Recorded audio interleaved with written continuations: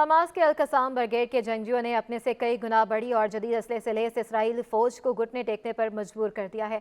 ऐसे में सवाल जन्म ले रहे हैं कि हमास के अल-कसाम ब्रिगेड के पास ऐसा कौन सा जदीद असला है जिससे वो इसराइल में तबाही फैला रहे हैं और इसराइली फौजियों की हलाकतें रुकने का नाम ही नहीं ले रही।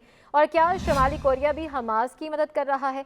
जनूबी कोरिया के खुफिया इदारे ने तस्दीक की है कि फ़लस्तीनी तंजीम हमास इसराइल के साथ तनाज़े में शुमाली कोरिया में बनाए गए हथियार इस्तेमाल कर रही है। खुफिया एजेंसी ने यह तस्दीक ऐसे मौके पर की है जब हालिया दिनों में तनाज़े के दौरान मुबैना तौर पर ऐसे हथियार बरामद हुए हैं जिन पर कोरियाई ज़बान के हरूफ लिखे हुए हैं। जनूबी कोरिया के खबर रसा इदारे YNNA की रिपोर्ट के मुताबिक खुफिया इदारे नेशनल इंटेलिजेंस सर्विस NIS ने तस्दीक की है कि शुमाली कोरिया में बने हुए हथियार हमास इस्तेमाल कर रही है।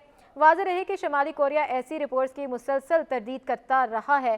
ख्याल किया जा रहा है कि हमास ने हालिया तनाज़े में इसराइल को पछाड़ने के लिए शुमाली कोरिया के F7 रॉकेट इस्तेमाल किए हैं। इन रॉकेट पर एप्लेट ग्रेनेड्स RPGs पर कोरिया ज़बान भी तहरीर थी। जनूबी कोरिया की नेशनल इंटेलिजेंस सर्विस NIS का मज़ीद कहना था वो ऐसी मालूमात जमा करने और इसे तरतीब देने में मसरूफ़ है जिनसे वाज़ेह हो सके कि शुमाली कोरिया से हमास को कितने हथियार कब मुंतकिल हुए। इसराइली फ़ौज ने दावा किया है कि 7 अक्टूबर को हमास के जनूबी इसराइली इलाकों में गैर मुतवक्के हमले के बाद गजा में शुरू की गई कार्रवाइयों के दौरान शुमाली कोरिया के बनाए गए हथियार मिले हैं। जनूबी कोरिया की पार्लिमानी इंटेलिजेंस कमेटी के नवंबर में होने वाले इजलास में NIS ने बताया कि वह शुमाली कोरिया के सरबराह किम जोंग उन की इन हिदायत के हवाले से मालूमात जमा कर रही है जिसमें किम जोंग उन ने हुक्काम को हिदायत की थी कि वो फ़लस्तीनियों की हिमायत के लिए मनसूबा साजी करें। अब सामने आने वाली रिपोर्ट्स में तस्दीक हो रही है कि हमास ने शुमाली कोरिया के हथियार तनाज़े में इस्तेमाल किए हैं। अलबत्ता शुमाली कोरिया ऐसी रिपोर्ट्स की मुसलसल तरदीद करता रहा है।